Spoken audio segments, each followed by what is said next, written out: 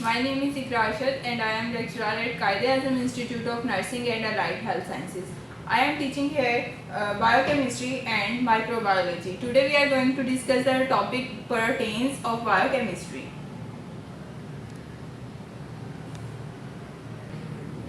Proteins की definition की तरफ अगर हम लोग चलें तो ये प्रोटीन्स जो होते हैं they are the polymers of the amino acids.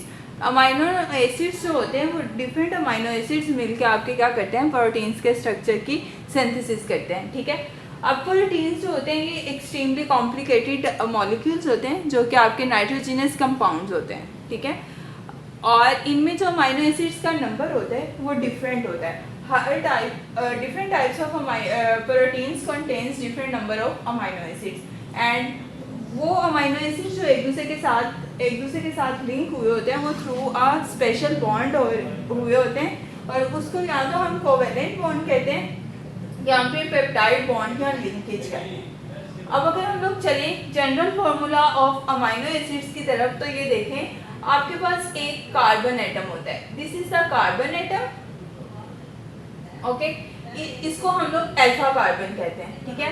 It is attached with the hydrogen and R. ठीक है. उसके अलावा ये कार्बन ने बेसिकली 4 बॉन्ड बनाने होते हैं. ठीक है. एक बॉन्ड वो बनाएगा हाइड्रोजन के साथ, एक आर के साथ और एक वो बनाएगा कार्बोक्सिलिक ग्रुप के साथ और एक अमाइन ग्रुप के साथ. This is the carboxylic group and it is the amine group. ये दोनों जो हैं ये आपके फंक्शनल ग्रुप्स हैं. ठीक है. उसके अलावा हाइड्रोजन ऑलवेज सेम रहेगा, फंक्शनल ग्रुप भी यही रहेंगे. आपका जो आर है ये हर प्रोटीन में ये चेंज होगा. ठीक है. अब अगर हम लोग आगे देखें तो ये एग्जांपल में मैं आपको बता रही हूँ. ठीक है. ये कार्बन देखो पीछे यहाँ पे आर था, मैंने बोला कि जब भी चेंज होगा सिर्फ आर चेंज होगा.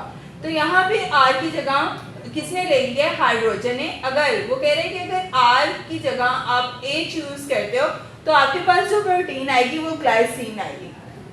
सिमिलरली अगर आप उसी आर को CH3 के साथ रिप्लेस कर देते हैं, अब ये देखो यहाँ पे भी आर ही चेंज हुआ था और यहाँ पे CH3 चेंज हो रहा है. ठीक है. तो आर जो है वो H और CH3 से रिप्लेस हुआ है, यानी कि आर जो है वो रिप्लेसेबल है जो कि आपका डिफाइन करता है प्रोटीन्स को. तो अगर आपका आर डिफरेंट होगा तो आपकी प्रोटीन जो बनेगा वो भी डिफरेंट होगा. ठीक है. तो अगर आपके पास H आया था तो इसका मतलब है कि आपके पास जो प्रोटीन है वो ग्लाइसिन है और अगर CH3 आके अटैच होता है तो आपके पास जो प्रोटीन आएगी वो एलेनिन होगी.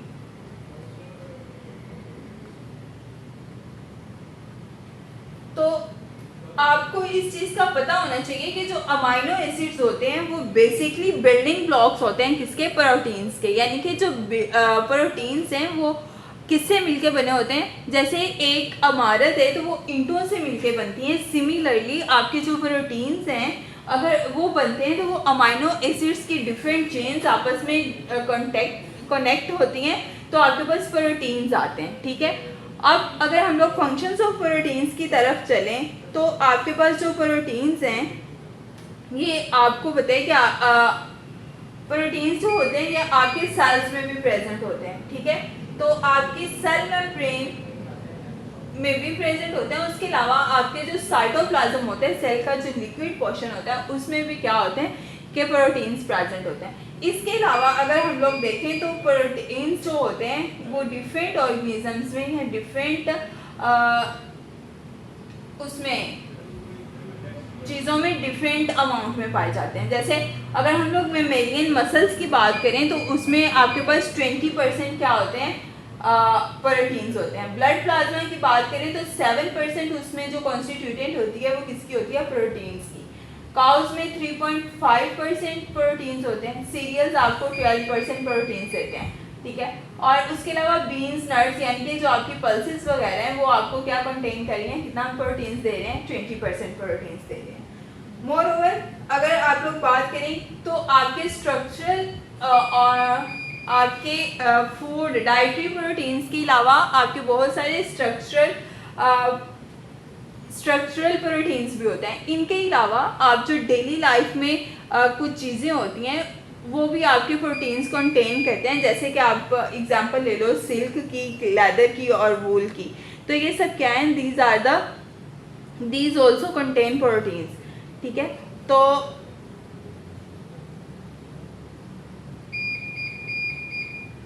एंजाइम्स भी एक तरह से आपके क्या होते हैं कि वो प्रोटीन्स होते हैं, ठीक है। और एंजाइम्स क्या करते हैं कि वो बायो कैटलिस्ट हैं किसके, बॉडी के। तो enzymes are mainly proteins in nature, ठीक है। उसके अलावा आपके पास अगर हम लोग डिस्कस करें तो हार्मोनल अफेक्ट जो आता है, बहुत सारे हार्मोन्स ऐसे हैं जो आपके क्या है कि एक्ट करते हैं एज अ प्रोटीन्स। उसके अलावा अगर हम लोग नेक्स्ट चलें तो स्ट्रक्चर ऑफ प्रोटीन्स की तरफ चलते हैं हम लोग। स्ट्रक्चर ऑफ प्रोटीन्स की अगर हम लोग बात करें तो सबसे पहले आपके पास आता है प्राइमरी स्ट्रक्चर ऑफ प्रोटीन्स। तो आपने देखा है कि प्राइमरी स्ट्रक्चर ऑफ प्रोटीन्स में क्या है कि आपके पास अमाइनो एसिड्स हैं, ठीक है, डिफरेंट अमाइनो एसिड्स हैं और वो एक दूसरे के साथ, ये येलो वाला पोर्शन आपको नजर आ रहा होगा, ठीक है।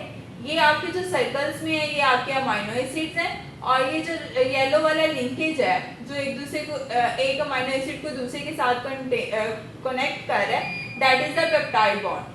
तो ये जो स्ट्रक्चर, सिंपल स्ट्रक्चर जो होता है, that was the primary structure और उसको वो एक दूसरे के साथ through the peptide chain amino acids contact हुए होते हैं, ठीक है। और इसको आप लोग इसको प्राइमरी स्ट्रक्चर को आप पॉलीपेप्टाइड चेन भी कहते हो, ठीक है। तो this is the primary structure of the protein. अगर हम लोग चले सेकेंडरी स्ट्रक्चर की तरफ तो सेकेंडरी स्ट्रक्चर जो होता है वो थोड़ा सा कॉम्प्लेक्स होता है as compare to the primary structure, ठीक है। तो जो अल्फा हेलिक्स है, देखो इसमें सेकेंडरी स्ट्रक्चर में दो स्ट्रक्चर आ जाते हैं, एक आपके पास अल्फा हेलिक्स आता है, दूसरा आपके पास बीटा शीट्स आता है। अल्फा हेलिक्स जो होता है this is a spring like structures, ठीक है। तो एक उसका हेलिक्स का दूसरे हेलिक्स के दरमियान में जो बॉन्ड आएगा वो थ्रू द हाइड्रोजन बॉन्ड होगा, ठीक है। इनके दरमियान में जो बॉन्डिंग आएगी that is the hydrogen bonding, okay. आप बीटा प्लेटेड शीट भी कहते हैं इसको, ठीक है, और इसको बीटा शीट्स भी कहते हैं। तो these are in the form of zigzag, ये जिगजैग स्ट्रक्चर्स में होते हैं और इनके दरमियान में जो बॉन्ड होता है, ये देखो इसके दरमियान में जो बॉन्ड है वो हाइड्रोजन बॉन्ड है, ठीक है। एक ये देखो ये पैरेलल स्ट्रक्चर जा रहा है और this is the anti parallel, ठीक है। एक पैरेलल होगा दूसरा एंटी पैरेलल होगा, ठीक है। तो these are the basically secondary structure which are a simple complex than the primary structures। उसके बाद अगर हम लोग टर्शियरी स्ट्रक्चर्स की तरफ जाएं तो जब दो स्ट्रक्चर्स आपस में मिलके एक complex structures, much more complex structures देते हैं, तो वो जो स्ट्रक्चर्स होते हैं, वो जो स्ट्रक्चर होता है उसको आप टर्शियरी स्ट्रक्चर कहते हो। आप देखो इसमें दो स्ट्रक्चर से, एक अल्फा हेलिक्स था, दूसरा आपके पास बीटा शीट्स थी। अब बीटा शीट और अल्फा हेलिक्स जब आपस में मिले तो उन्होंने मिलके एक नया स्ट्रक्चर बनाया जिसको आप क्या कह रहे हो कि वो that was the tertiary structure which is much more complex than the secondary structure. उसके बाद अगर हम लोग बात करें क्वाटर्नरी स्ट्रक्चर की, तो क्वाटर्नरी स्ट्रक्चर जो होता है दैट इज द कॉम्प्लेक्स, बहुत कॉम्प्लेक्स होता है then the rest of the three, ठीक है। इसके दरमियान में आपके पास पॉलीपेप्टाइड चेन्स भी आ जाती हैं, हाइड्रोजन बॉन्ड्स भी आ जाते हैं, ठीक है। तो ये आपके डिफरेंट स्ट्रक्चर्स को कंबाइन करके जो न्यू स्ट्रक्चर आपके पास आता है that was the quaternary structure. इसमें आपके पास मल्टीपल पॉलीपेप्टाइड्स भी होती हैं, ठीक है, जो कि not found in all proteins, जो कि हर प्रोटीन में नहीं होती हैं। और जो स्ट्रक्चर फॉर्म हो रहा होता है वो थ्रू द एग्रीगेशन हो रहा होता है टू और मोर द पॉलीपेप्टाइड चेन्स, ठीक है। This is the quaternary structure of the proteins. अगर हम लोग इसकी एग्जांपल की बात करें तो इसमें हमारे पास एग्जांपल आ जाएगी हीमोग्लोबिन की और कोलेजन की, ठीक है। उसके बाद अगर हम लोग बायोलॉजिकल रोल ऑफ प्रोटीन्स देखें तो बायोलॉजिकल रोल्स ऑफ आपकी बॉडी में आपके प्रोटीन्स का क्या रोल है, तो proteins are the structural materials. बहुत सारे आपके बॉडी में स्ट्रक्चर्स ऐसे होते हैं जो आपके किससे मिलके बने होते हैं, प्रोटीन से। जैसे कि प्लांट्स और एनिमल्स बोथ के प्रोटीन जो स्ट्रक्चर्स होते हैं वो किससे मिलके बने होते हैं, प्रोटीन से। और मेजर पार्ट यानी कि आपके जो सेल का ड्राई वेट है वो भी आपका प्रोटीन से मिलके बना होता है, ठीक है। Protein is the constituent of the dry weight of your cell, और उसके अलावा फॉर्मेशन ऑफ प्रोटोप्लाज्म में भी आपका जो क्या है, प्रोटीन से इम्पॉर्टेंट रोल प्ले कर रहे होते हैं। उसके बाद अगर हम लोग बात करें एनर्जी सोर्स की, तो प्रोटीन्स जो होते हैं ये आपको क्या करते हैं, एनर्जी प्रोवाइड करते हैं। और क्या करते हैं, ये अमाइनो प्रोटीन्स को ब्रेक डाउन करेंगे अमाइनो एसिड्स में। जब प्रोटीन्स ब्रेक डाउन होंगे अमाइनो एसिड में तो आपकी एनर्जी रिलीज होगी, ठीक है। उसके बाद अगर हम लोग बात करें डिफेंस ऑफ द बॉडी की, तो proteins also play a role in the defence of the body, ठीक है। ये क्या करते हैं कि आपकी जो डिफरेंट डिजीजेज आती हैं तो प्रोटीन्स आपको उसके अगेंस्ट प्रोटेक्शन प्रोवाइड करते हैं, ठीक है। द एंटीबॉडीज जो हम लोग देखा होगा कि एंटीबॉडीज जो होती हैं they are basically the proteins, उनमें भी प्रोटीन्स प्रेजेंट होते हैं, ठीक है। तो उसके बाद ये इस तरह से आपके क्या करते हैं, आपके बॉडी को प्रोटेक्ट करते हैं कि कोई एंटीबॉडी अगर एंटीजन आके आपकी बॉडी में एक्ट करता है तो एंटीबॉडीज प्रेजेंट होती हैं जो कि उसको क्या करती हैं, जर्म्स को रोकती हैं, वो आपकी बॉडी में कोई डिजीज क्रिएट नहीं करती। उसके बाद अगर डाइटरी प्रोटीन्स की बात करें तो हम लोग डाइट से भी प्रोटीन्स गेन करते हैं, जैसे नाइट्रोजन और सल्फर है। तो 1 ग्राम आपकी जो डाइटरी प्रोटीन है उसमें आपके पास 4.1 किलो कैलोरीज होती हैं, ठीक है। किलो कैलोरीज को जब आप कैलोरीज में कन्वर्ट करोगे 4.1 किलो कैलोरीज को, तो वो 4100 आएंगी, ठीक है। उसके बाद अगर हम लोग एंजाइम्स की बात करें तो मैंने आपको पहले भी बताया कि बहुत सारे एंजाइम्स हैं जो एक्ट करते हैं एज अ प्रोटीन, और ये आपके मेटाबॉलिक रिएक्शंस में एंजाइम्स जो होते हैं वो एक इम्पॉर्टेंट रोल प्ले करते हैं। उसके बाद अगर हम लोग हार्मोन्स की बात करें तो हार्मोन्स जो हैं वो आपकी नेचर में actually they are the proteins, ठीक है। और ये भी आपके मेटाबॉलिक और रिप्रोडक्शन में इम्पोर्टेंट रोल प्ले कर रहे होते हैं। उसके बाद रिजर्व फूड को रिजर्व करने के लिए आप लोग क्या करते हो कि प्रोटीन्स का यूज़ करते हो, जैसे कि आपके फ्रूट्स और वेजिटेबल का जो मेजर पार्ट या